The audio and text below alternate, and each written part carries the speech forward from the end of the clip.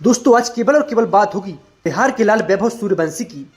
जिस तरीके की काबिलियत और माइंडसेट वैभव के पास है वो बहुत ही रेयर होता है। कई लोग कहते हैं कि वैभव की उम्र में कोई झोल है। 14-15 साल का ये लड़का आईपीएल जैसी मुश्किल लीग में इतना बेखौफ होकर कैसे खेल सकता है, क्योंकि वहाँ टॉप क्वालिटी गेंदबाजों से सामना होता है। पर मैं उनसे यह कहना चाहता हूँ कि ये मान भी ले एक समय के लिए कि वो 18 साल का भी है या 20 साल का भी है, पर आप उसकी उम्र की जगह उसका खेल देखिए तो समझ आएगा कि वो लड़का किस मिट्टी का बना है। डर नाम का शब्द उसकी डिक्शनरी में है ही नहीं। जब वो आईपीएल में पहली गेंद खेलने उतरा तो शार्दुल ठाकुर की पहली ही गेंद को सीमा पर 6 रनों के लिए भेज दिया और अपने पहले ही सीजन में गुजरात टाइटंस के खिलाफ तेज तर्रार शतक ठोककर अपने हुनर का ऐलान किया। लोगों की यही तो खासियत है कि लोग महत्वपूर्ण चीज के बजाय फालतू चीजों पर ज्यादा दिमाग लगाते हैं। अरे आप उम्र की ही बात कर रहे हैं तो कई खिलाड़ियों का आईपीएल खेलते खेलते करियर खत्म हो गया, पर वो एक शतक भी न लगा पाए। और इस नौजवान लड़के ने आते ही अपने चौथे ही आईपीएल मैच में शतक ठोक दिया, जहां राशिद खान जैसे दिग्गज गेंदबाज से भी उसका सामना हुआ। पर उसने राशिद को भी छक्कों की सैर कराई और बोला कि होंगे आपके टी20 क्रिकेट में 600 विकेट, मुझे उससे कोई मतलब नहीं।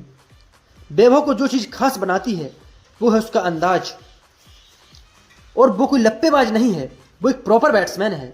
इस बात को उन्होंने तब साबित किया जब भारतीय टीम अंडर 19 विश्व कप खेलने के लिए जिम्बाब्वे पहुंची।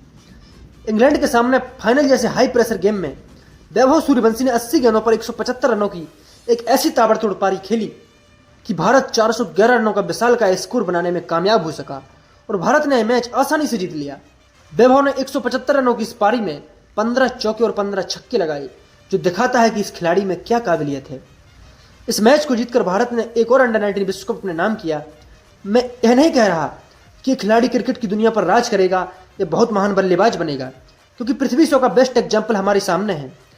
जिस पृथ्वी शॉ की तुलना सचिन और विराट से की जाती थी, जिस पृथ्वी शॉ को भारतीय टीम में शुभमन गिल से पहले मौका दिया गया, वो आज भारतीय टीम के आसपास भी नहीं है। क्रिकेट एक ऐसा फील्ड है जहां आपको बने रहने के लिए लगातार छाप छोड़नी पड़ती है और अपने खेल से प्रभावित करना पड़ता है। पृथ्वी शॉ आज 75 लाख की मामूली रकम में दिल्ली कैपिटल्स के साथ हैं, जिन्हें कभी इसी दिल्ली कैपिटल्स ने 11 करोड़ में रिटेन किया था। तो वक्त का कोई भरोसा नहीं, पर मैं एक बात कह सकता हूं कि वैभव सूर्यवंशी में काबिलियत की कोई कमी नहीं है, पर आगे लंबे समय तक क्या इसी अंदाज से सफल रह पाएंगे, यह देखने वाली बात होगी। देखो ये बात भी सच है कि जब कोई बल्लेबाज अग्रेसिव माइंडसेट के साथ खेलता है तो कई बार जल्दी आउट भी होता है, पर जिस दिन चलता है तो मैच को वन साइडेड बना देता है। मैं आपको एग्जाम्पल देता हूं, जैसा कि टेस्ट क्रिकेट में ऋषभ पंत ने अपनी आक्रामक बैटिंग के अंदाज से दुनिया भर में अपना नाम बनाया है और वो भारतीय टेस्ट टीम के पसंदीदा खिलाड़ी हैं। और ऐसा नहीं है कि वो हर पारी में रन बनाते हों, कई बार जल्दी आउट भी हो जाते हैं। और टी20 में अभिषेक शर्मा, जिन्होंने अलग अलग पिचों पर अपने बल्ले का जलवा दिखाया है और भारत के लिए खूब सारे रन बनाए हैं, पर अभी हालिया टी20 वर्ल्ड कप के शुरुआती 3 मैचों में अभिषेक 0 पर आउट हो गए।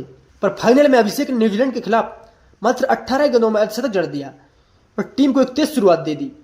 तो देखो, उतार चढ़ाव तो खेल का नियम है और यह जीवन का भी हिस्सा है, पर आपको नजरों में बने रहने के लिए समय समय पर इंपैक्टफुल पारियां खेलनी पड़ती हैं और आपकी कंसिस्टेंसी को बरकरार रखना बहुत ही जरूरी होता है। मान लीजिए कि आप किसी टूर्नामेंट के 10 मैच खेलते हैं तो 10 में से कम 5 मैचों में आपको आपके बल्ले से रन आने चाहिए, नहीं तो आजकल टीमों के पास इतने बैकअप ऑप्शंस हैं कि फिर आपकी वापसी होना भी खतरे में पड़ जाती है। फिलहाल तो वैभव सूर्यवंशी राजस्थान रॉयल्स के साथ जुड़े हुए हैं और राजस्थान रॉयल्स टीम मैनेजमेंट भी यह उम्मीद कर रहा होगा कि वैभव इस साल भी खूब सारे रन बनाएं। देखते हैं आगे क्या होता है। थैंक यू दोस्तों।